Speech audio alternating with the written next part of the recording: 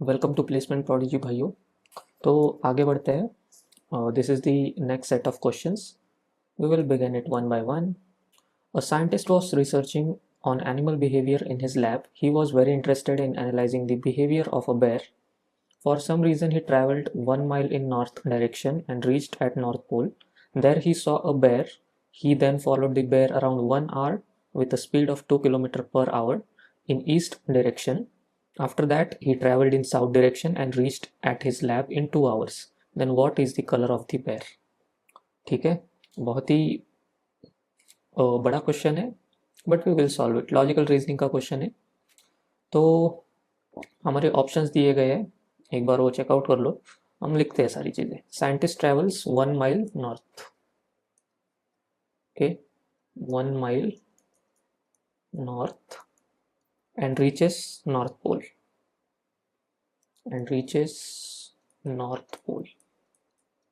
At North Pole, the bear he sees is a polar bear. ठीक है,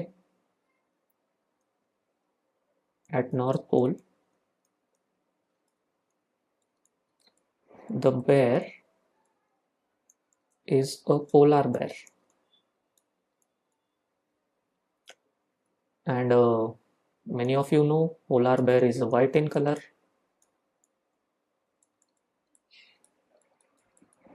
okay, तो simple सा इसका आंसर वाइट हो जाएगा। ठीक है, इतना सब रीड करने की कोई ज़रूरत नहीं है, ये बस आपको फंसाने के लिए दिया हुआ है।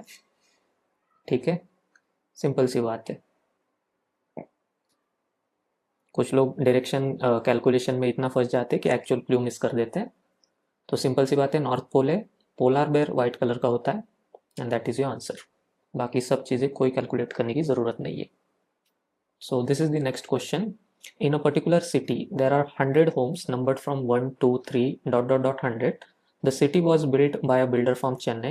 There was 45 shops in the town, which was built by a builder from Mumbai.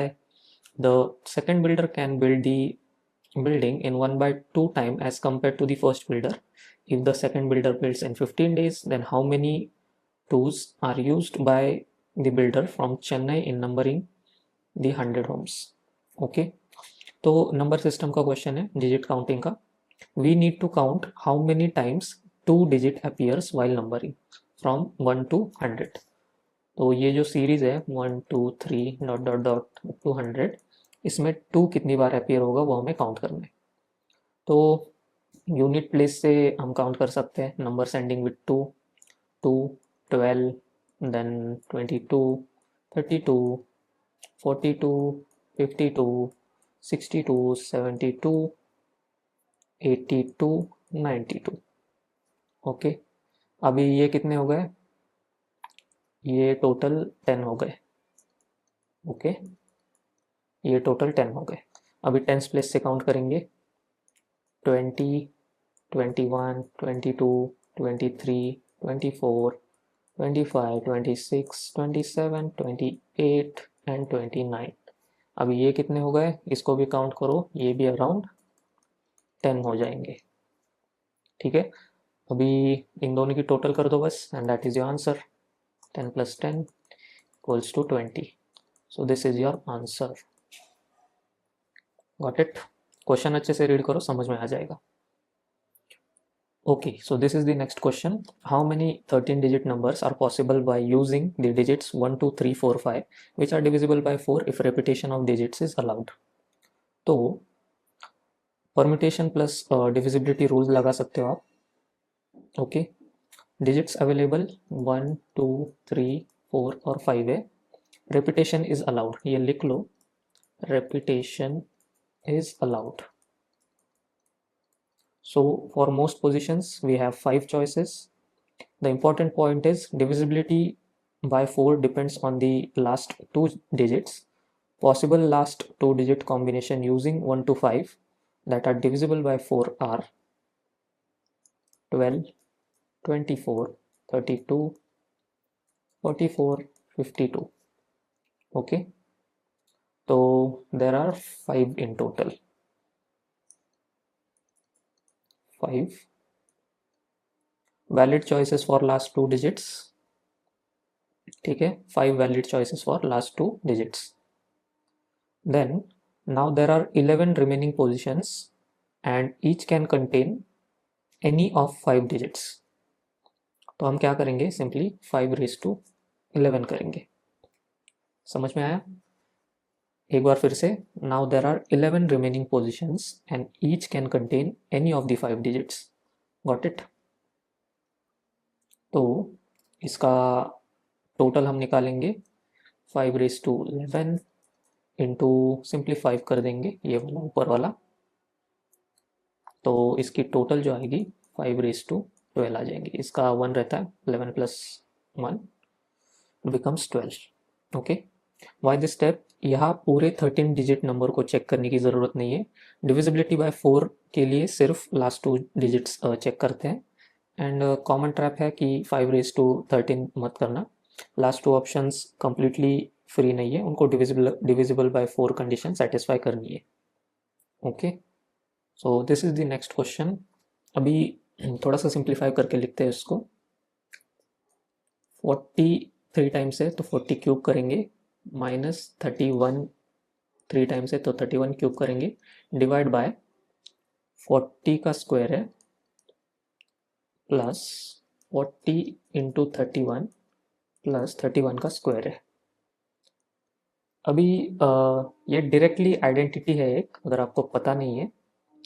A cube minus b cube equal to a minus b into a square plus a b plus b square. ठीक है, यहाँ ए equal to 40 है and B equal to 31 है. तो numerator 40 cube minus 31 cube बनता है, which becomes 40. ये वाली आइडेंटिटी हम सॉल्व कर रहे हैं, याद रखो. 40 माइनस 31 इंटू 40 का स्क्वायर प्लस 40 इंटू 31 प्लस 31 का स्क्वायर. ओके, अभी अगर आप कुछ देख रहे हो तो न्यूमरेटर हमने सॉल्व कर दिया. अभी डिनोमिनेटर एज इट इज़ हम लिखेंगे 40 स्क्वायर प्लस 40 इंटू 31 प्लस 31 का स्क्वायर. देख रहे हो ये दोनों सेम है, तो इसे कैंसल आउट कर सकते हैं हम. That becomes 40 upon 40 minus 31 which is equal to 9. So 9 is your final answer. बहुत ही सिंपल सा क्वेश्चन था. थोड़ा सा फॉर्मूला याद होना चाहिए ए क्यूब माइनस बी क्यूब का, वो सब्सटीट्यूट कर दो अच्छे से and you will get the answer. Okay, so this is the next question. A big question describing a story. After that, a number is given, example 2880. By what if we divide the number, it will become a perfect square. तो ये जिस बंदे ने question actually बोला था, वो उसकी वो बता रहा है करके कि क्या था. तो कईयों को अगर पता नहीं है, क्वेश्चन का सोर्स बहुत अलग अलग होता है, इसीलिए कई बार क्वेश्चंस डिस्टॉर्टेड होते हैं, क्योंकि रियल क्वेश्चंस निकालना काफ़ी ज़्यादा हार्ड है. दैट इज़ वाई हमें जैसे क्वेश्चन मिलते हैं, we just try to solve them out. Okay, तो चलो 2880 सपोज हमने नंबर कंसिडर करा, इसका परफेक्ट स्क्वायर हमें फाइंड आउट करना है. तो क्या करेंगे, हमें स्मॉलेस्ट नंबर से डिवाइड करना है जिससे रिजल्ट परफेक्ट स्क्वायर बन जाए. भाई प्राइम फैक्टराइजेशन भी आप कर सकते हो. ठीक है, prime factorization 2880 equals to 2 raised to 6 into 3 square into 5. ऐसे करके आप फैक्टराइजेशन कर सकते हो. अभी ये कैसे आया, आपको 1 बाय 1 सारी की सारी चीज़ें सॉल्व करनी होगी, तभी आपको पता लगेगा. ओके, इसको बेसिक्स क्लियर होना चाहिए. परफेक्ट स्क्वायर में हर प्राइम की पावर इवन होनी चाहिए.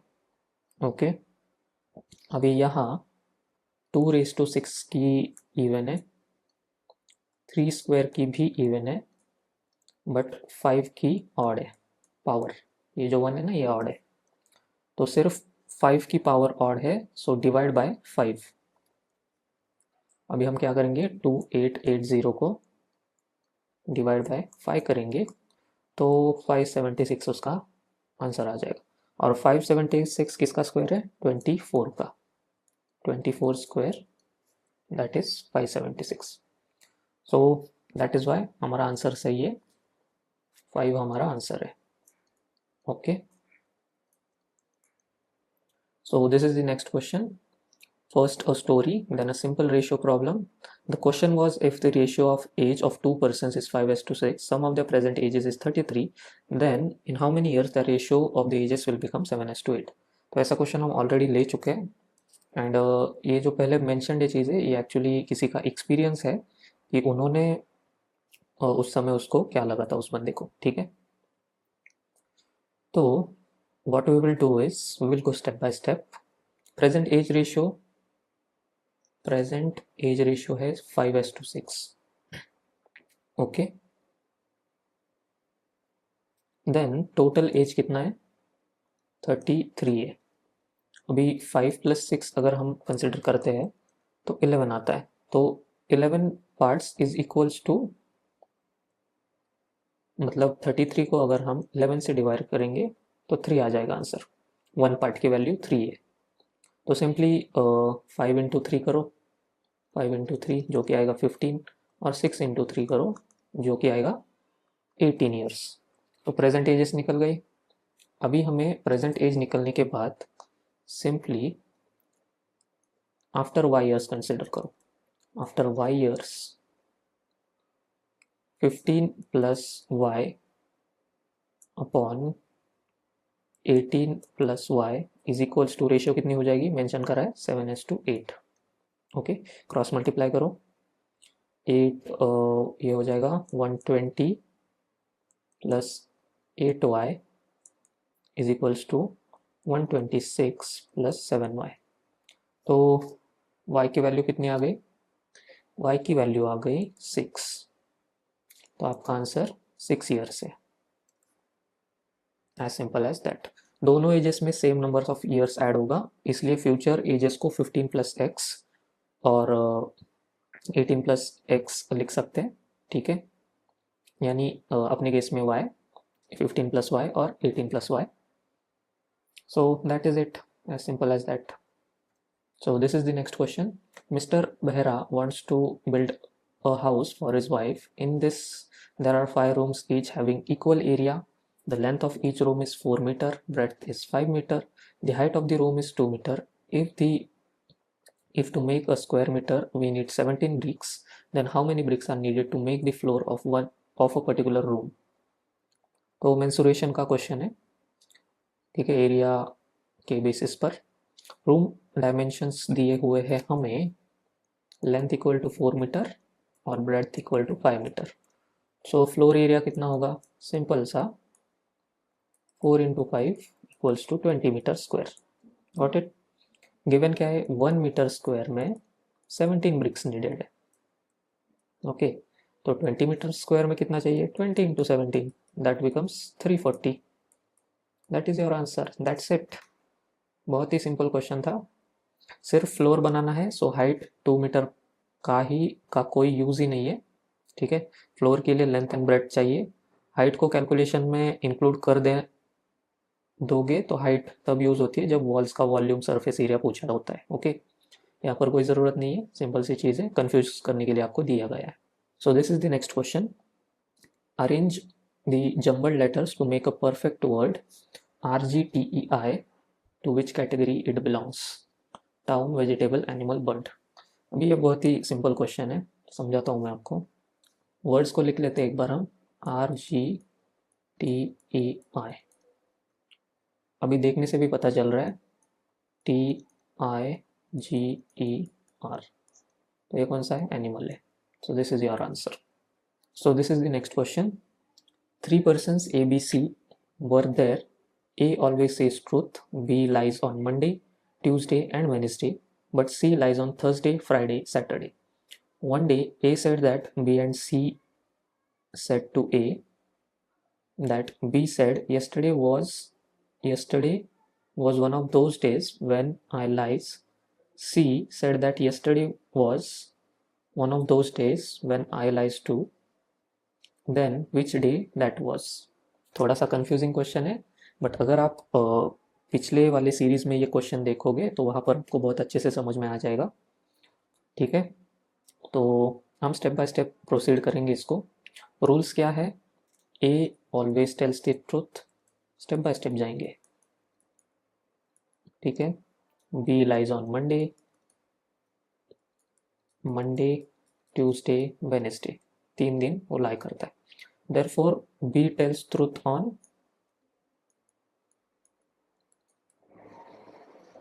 Thursday to Sunday, Thursday Friday Saturday Sunday, तो ये 4 दिन वो ट्रूथ बोलता है। अभी C lies on Thursday Friday Saturday, इन्होंने मेंशन करा है, और सी फिर ट्रूथ कब बोलता है, C tells truth on Venice Sunday Monday Tuesday और वेनेसडे, तो ये 4 दिन वो ट्रूथ बोलता है। Got it. A always tells truth, so जिस दिन ए ने दोनों स्टेटमेंट्स रिपोर्ट किए, बी और सी के स्टेटमेंट्स एक्चुअली ट्रू होने चाहिए। ये चीज़ याद रखो, मैं लिखता हूँ यहाँ पर, ए ऑलवेज टेल्स ट्रूथ, सो बी, जब भी इसने रिपोर्ट किया बी और सी के स्टेटमेंट्स ट्रू होने चाहिए। सिंपल सी बात है। अभी let's test the important day Thursday. पिछली बार की तरह हमें थर्सडे ही टेस्ट करेंगे, ओके। बी स्टेटमेंट क्या है, B says that yesterday was one of the days when I lie। B का statement, yesterday was one of the days when I lie, ठीक है। और थर्सडे का yesterday क्या है, थर्सडे का yesterday है वेनेसडे, ठीक है। बी वेनेसडे को लाई करता है, तो बी का स्टेटमेंट क्या है, ट्रू है, ओके। अभी सी का स्टेटमेंट देखते हैं। सी स्टेटमेंट,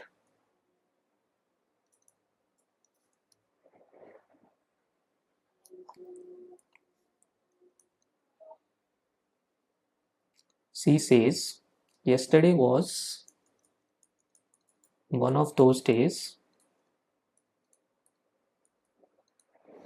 when I lie। दोनों स्टेटमेंट सेम है, ठीक है। अभी थर्सडे का yesterday क्या है, थर्सडे का yesterday है वेनेसडे, लेकिन वेनेसडे को सी लाई नहीं करता है, ठीक है, हमने मेंशन करा है। वेनेसडे को सी ट्रूथ बोलता है, हमने यहाँ पर मेंशन करा है। सो यहाँ पर सेंटेंस कॉन्ट्राडिक्ट हो रहा है, ठीक है। Got it.